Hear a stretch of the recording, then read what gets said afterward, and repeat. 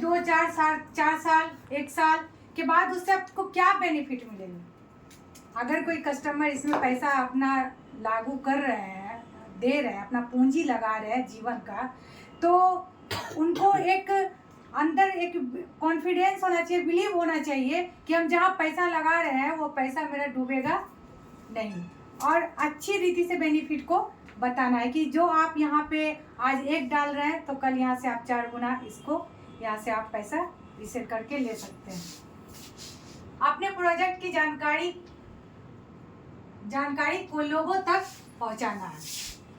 जब आपको अपने प्रोजेक्ट के बारे में पूरी जानकारी मिल जाती है और उस कंपनी को आप समझ लेते हैं, प्रोजेक्ट को आप समझ लेते हैं, आप तो समझ लेते हैं लेकिन लोग कैसे समझेंगे। तो लोगों तक आपको पहुंचाना है, लोगों को बताना है। इस बात के लिए हमें गिल्ट फील करने की ज़रूरत नहीं है कि हम रियल एस्टेट के सेक्टर में हम काम कर रहे हैं, क्योंकि बहुत सारे ऐसे लोग हैं अभी जो इसमें काम करने से शर्माते हैं, लेकिन ऐसा नहीं है। आज के समय में हर कोई कुछ ना कुछ सेल कर रहा है। बस हमारा प्रोजेक्ट ज़मीन है।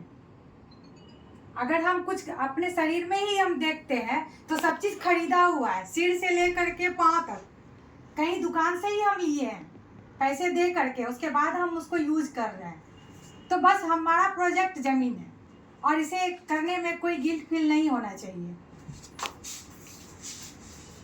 राइट लैंग्वेज का इस्तेमाल करें। जब भी आप लोगों से बातचीत करते हैं, चाहे एसोसिएट हो या कस्टमर हो या कोई भी लीडर हो या बड़े सीनियर हो, तो एक प्रेम भाव वाली भावनापूर्ण से बातचीत करने के लिए आना चाहिए। हो सकता है आगे वाला कोई रिएक्ट करे, उनकी आपकी कोई बात करे, मूड से क्वेश्चन करे या आंसर दे, लेकिन आपको गर्म होने की ज़रूरत नहीं है। आप बिल्कुल कूल रहे, फ्रेश रहे और अच्छे से उनको जवाब दें, ताकि वो समझे कि कंपनी तो अच्छी है, कंपनी में काम करने वाले लोग भी अच्छे हैं। अपने कंपनी और प्रोजेक्ट के ऊपर बिलीव करें और उसे सबसे बेहतर समझें। आपको अपने कंपनी के ऊपर, प्रोजेक्ट के ऊपर विश्वास करना है कि हम जहां काम कर रहे हैं उनकी वैल्यू को जानना है, कितने दिनों से है। और सबसे बड़ी बात है कि उसको आप अपने मार्केट में, मतलब अपने जीवन में ही बोलिए कि जब हम अपने दुकान में, अभी देखिए बाजार जाइएगा, मार्केट जाइएगा, हर एक चीज़ का डुप्लीकेट पड़ा हुआ है। आपके पास एक ओरिजिनल कोलगेट भी नहीं पहुंच पा रहा है, क्योंकि उसका डुप्लीकेट यहाँ भरा पड़ा है, भ्रष्टाचार से भरा पड़ा है मार्केट। लेकिन फिर भी वो अपना सामान को गलत नहीं बोलेगा बेचते समय भी, लेकिन हम लोग तो एकदम नेट एंड क्लीन चीज़ को दे रहे हैं। तो इस चीज़ को समझना है कि हम जो बेच रहे हैं, हम जो सेल कर रहे हैं, वो सबसे बेहतर चीज़ है और सबसे बेसिक नीड है। हर लोगों की नीड होती है, ज़मीन होना, अपना घर होना है। अब देखते हैं हम लोग लीडरशिप मैनेजमेंट। मतलब जब हम यहाँ जुड़ते हैं कंपनी में, तो पहले एक एसोसिएट के रूप में हम लोग ज्वाइन होते हैं, लेकिन जैसे आपके डाउन लाइन में 2-4 टीम ज्वाइन हो गई, आप एसोसिएट से एक लीडर बन जाते हैं। तो उसको कैसे लीड करना है, क्योंकि यहाँ पर आप खुद के द्वारा तो इनकम ला ही सकते हैं, टीम के द्वारा भी यहाँ पे काम होती है। तो टीम को कैसे मैनेजमेंट हम लोग को करना है, तो अपने टीम को लीड करने आना चाहिए। लीड करने आना चाहिए, तो लीड करने में क्या क्या होना चाहिए। सबसे पहले देखेंगे, टीम को एंगेज करके रखना है। आपको हर दिन टीम से बातचीत करके एक टास्क देना, जो इसमें भी सब आ रहा है, उन्हें डेडिकेशन दे, मतलब टास्क दे। उनको बोले कि आज इतना आदमी से आपको बात करना है और उनका फीडबैक मुझे चाहिए। फिर उनके नीचे जो है वो उनको देगा टास्क, ताकि वो उनसे बात करे और एक फीडबैक चाहिए। इसमें क्या होगा कि हर लीडर एक दूसरे से हम लोग कनेक्ट रहेंगे और जुड़े हुए रहेंगे और हमारा काम करना आसान हो जाएगा। दूसरा देखते हैं, प्रतिदिन टीम से बातें करें और फॉलो अप करें। आपके डाउन अप में जितने हैं उनसे डेली आपको बातचीत करने की ज़रूरत है। डेली उनसे पूछे और उनकी समस्या को सुने, और समस्या को सिर्फ सुनना भी नहीं है बल्कि उनका समाधान करना। हो सकता है उनके फील्ड वर्क में कोई प्रॉब्लम आ रही हो, या प्लान करने में उनको कोई दिक्कत हो रहा है, या प्रोजेक्ट प्रेजेंटेशन करने में उनको कोई दिक्कत आ रही है, तो उनकी समस्याओं को सुनना है और उनका समाधान भी करना है। टीम के अंदर एक सकारात्मक एक्टिविटी होनी चाहिए।